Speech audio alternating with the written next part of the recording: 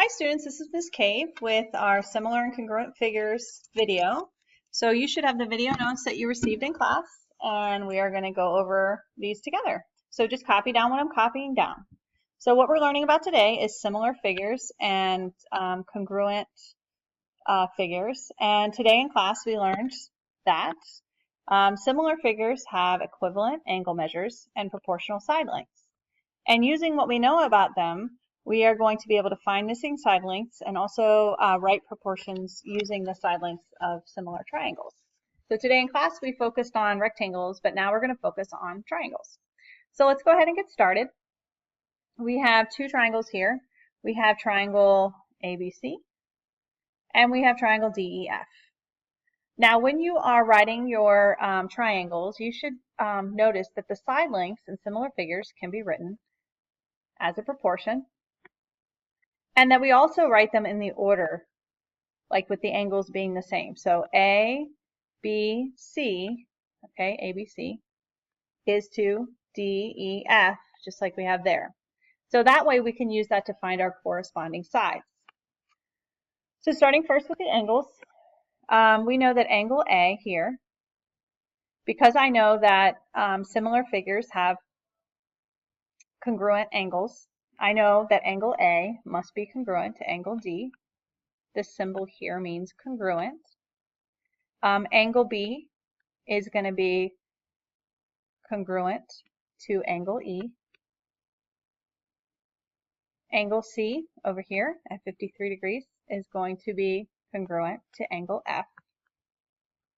So these are corresponding angles. So A corresponds to D, B to E, and C to F. And we're being told that they're similar. This symbol right here tells us that they're similar. We write similar with that little squiggly line there. And then congruent is written with the squiggly line with the equal sign underneath. So now we're going to take a look at our different, I'm going to erase some of this here. We're going to take a look at our side lengths and see which correspond. So they're corresponding sides. So side length AB, okay, this side length here, AB, corresponds to side length BE. Side length BC, right here, B to C, okay, corresponds to EF. And notice we're going in the same order. Corresponding side, or side length AC, right there, corresponds to DF. So now we've matched up the angles and the sides. You can look right here, and this is a proportion that is written for you. So if they're corresponding, I know they must be proportional. So the side length of AB, which is 8, is written here. And then DE, which is right here, which is 4, put below, because we're looking at the relationship between those two. And we're saying that that relationship is equivalent to BC, which is 6. There's your 6 over 3. All right. So now that we know all the corresponding sides, we're going to learn how we can write different proportions for these similar triangles. And there's more than one way of doing this. So we're going to look at these corresponding sides. So the first one we already have here, 8 over 4 is equal to 6 over 3. But let's look at two other corresponding sides. So 10 is to 5. Okay, so 10 is to 5 because AC corresponds to DF as BC is to EF. Okay, you can see that right here. BC is to EF. So 6 is to 3. And we can see that it's proportional. 10 divided by 2 is 5. 6 divided by 2 is 3. So we can write this proportion in another way. We can also write it as 5 over 10 is equal to 3 over 6. So we can think about the smaller, we can look at the similar, oops, sorry.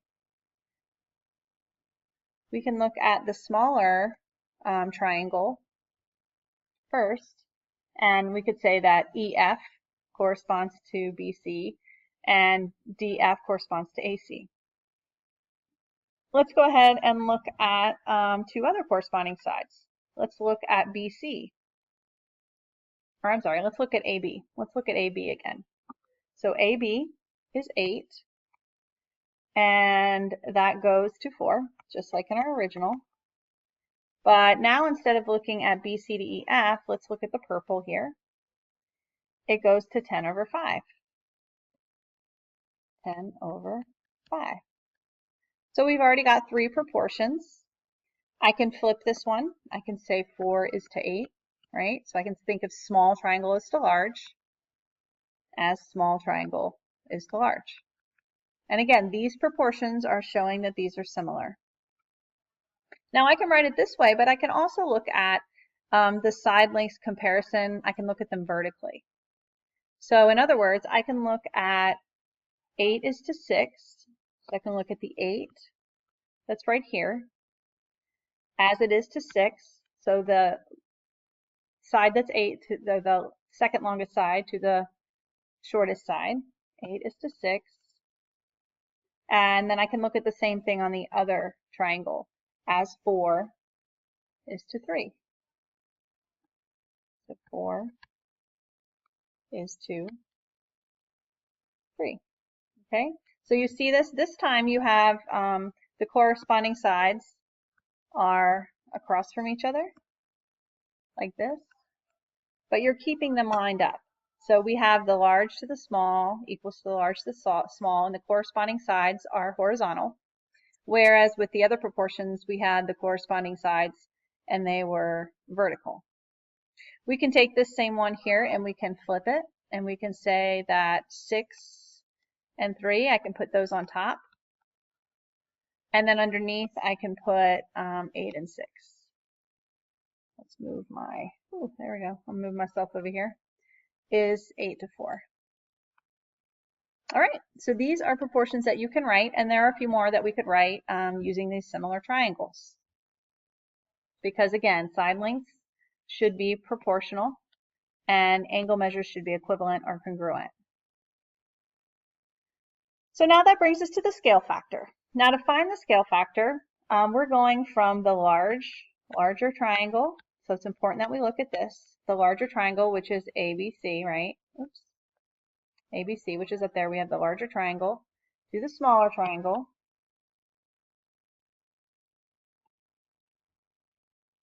So the scale factor means, basically what this means is the number that I'm multiplying the dimensions by to get the new dimensions. So what could I multiply 8 by to get 4, 6 by to get 3? So we can look over here at our proportions. Okay, so take a look over here. I'm going to take a blue. So basically the relationship between 8 and 4, okay, and the relationship between 6 and 3. So if you notice here, the relationship between these side lengths is that we're cutting them in half, okay? We're dividing by 2. But we don't say scale factors are dividing by 2. A scale factor should be a multiplicative relationship, meaning we're multiplying by something.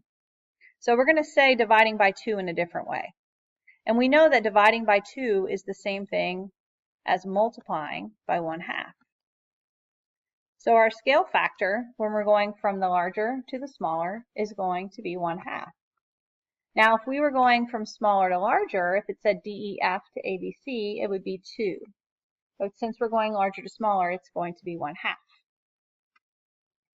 Okay, let's take a look at some other shapes. We have a trapezoid here. So we're going to look first at, again, this reminds us to line up our letters, so we can do that. So if I'm listing a shape by its vertices, we're going to start with Q, R, S, T, right? That's the order. And we want to use the same order on the other shape so that the corresponding vertices, the angles, line up. So if I use Q first here, I'm going to think what goes with Q? W. So I'm going to start with W, because it's turned a little bit. W, X, Y, Z. Q, R, S, T, Q, R, S, T, W, X, Z, Y. That should actually be Z, Y. So let's make that correction. Unless it's been flipped, but I don't think so. So let's take a look again. It's Q, R, S, T. So it should be W, X, Z, Y. All right? and this is going to help you line things up. So let's look at angle T then.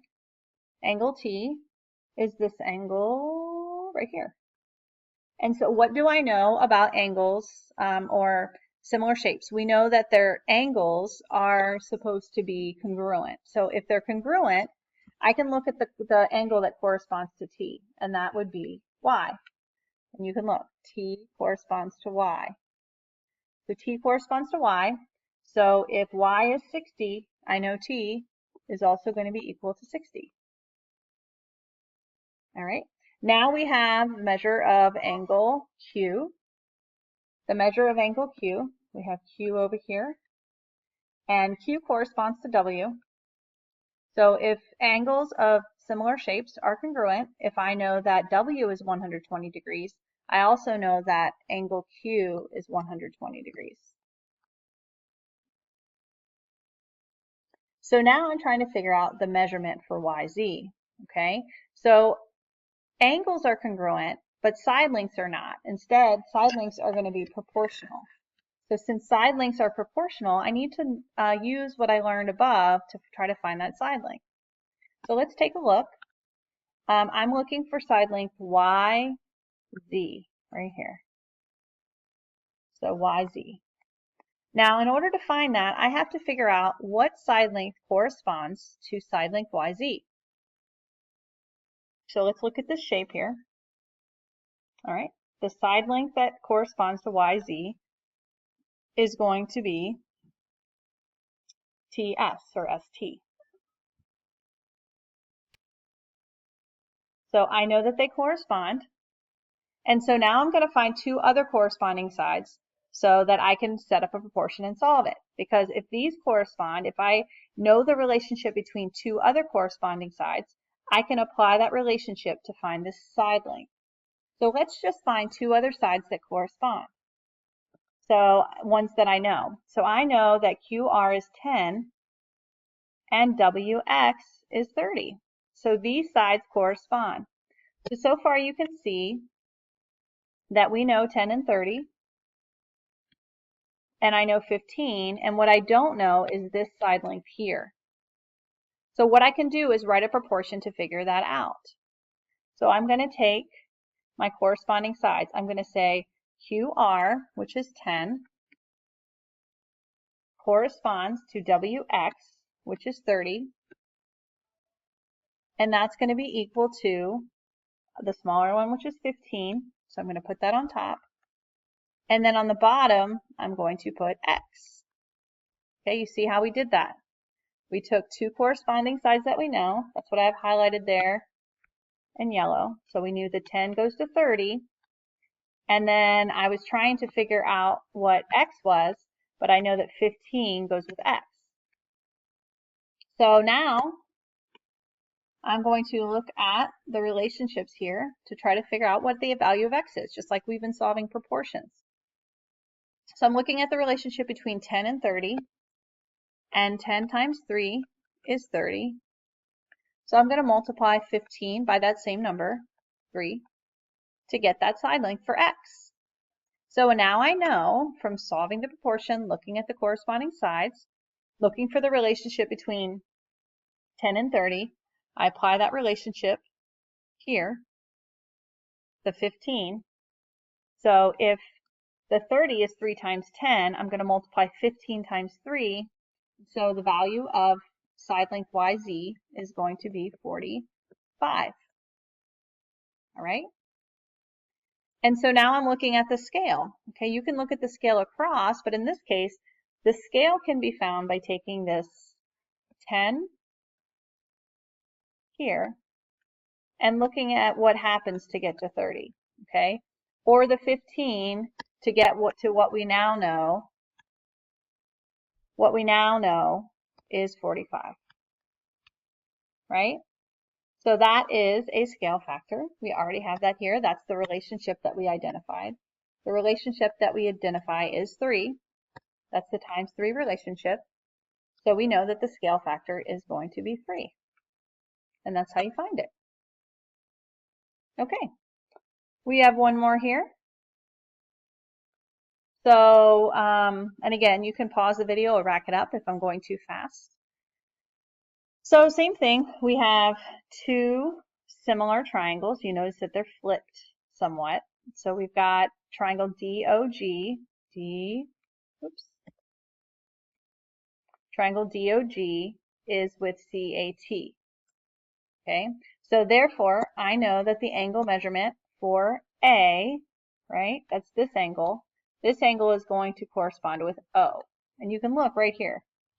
If we line up the letters, if we put them in the right order of corresponding sides, angle A corresponds with, it should be the same as angle O, right? And then angle O, we know from this symbol here that it's a right angle, so we know that angle A is going to be 90 degrees. All right, and so now we're looking at side lengths to see which side lengths go together. So we have DO right here, okay? So that's DO. And DO must go with CA. CA, right? So DO is proportional or similar to CA, proportional. And then DG, see how we're doing it? If we have our letters written out correctly, DG, which would be, we can just look right here, DG, which is DG, should correspond, if I have this right, to CT. And let's check. It's this long side across from your right angle. So let's see if it works. CT corresponds to CT. Then next we have OG. So OG here should correspond to AT. But let's go ahead and check. OG. So that would be, I'm going to use my highlighter this time so you guys can really see it. OG, which is this short side here, is going to correspond to what I have up here, right? Because it's been flipped. So OG is going to correspond to side length. OG should be AT. So we're going to write some proportions for these similar triangles, and then we're going to use those proportions to find our missing side length. So first of all, I'm going to take what I don't know, or what I do know and what I don't. So I'm going to take this side length 24, right? 24 goes with X. I've already shown that. Okay. And just as that goes with X, I'm going to find two other side lengths that go together. Well, 24 is this long side with the right angle. We know that, oops, I'm going to use a different color. 24 goes with the 32, right? Because I'm just taking those corresponding sides. I know that CA goes with DO. So I'm going to list that in my proportion. So this is going to be equal to, let's see, we're going 24, larger to smaller, so larger to smaller. So 32 over 24. Okay? And so now using this relationship, we're going to solve for X. So how are we going to do that? Calculator. And we're going to figure out how to do this proportion. So one of the things we could do is simplify this to make it an easier number to work with. So let's see, what number goes into both 32 and 24? I know 8 goes into both of those numbers. So 8 goes into 32 4 times. 8 goes into 24 6 times. I'm sorry, 3 times. So now I can see the relationship. So I'm looking for the relationship between 24 over X and 4 and 3. So the relationship, I'm not sure I can do this for the scale. Oh, yes, I can. I can do this for my proportion. So to find out what that value is for X, I know that 24 divided by 6 is 4. So whatever X is, if I divide it by 6, I should get 3, right? So what number divided by 6 is 3? You simply multiply 3 by 6, and X is going to be equal to 18. All right, so that's how we can solve the proportion. That's one of the many ways we can solve proportions. Now let's go ahead and try to solve for y. So we have another corresponding side here. We have y, and y corresponds with 40. Okay, so for this one, I'm going to take 40 over y. The long side I do know, and the long side I don't, which is y.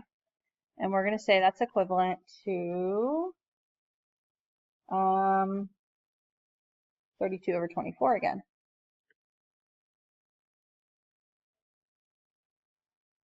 Okay, so to figure this out, I'm going to go ahead and do the same thing I did up here. I had 24 and 32. I'm going to reduce this. So 8 goes into 32 4 times. 8 goes into 24 3 times. So this time, 40 to 4, the relationship is dividing by 10. So what number, when I divide by 10, do I get 3? Okay, and to figure that out, I'm going to multiply 3 times 10. So y is going to be equal to 30. All right, so we've figured out x and y.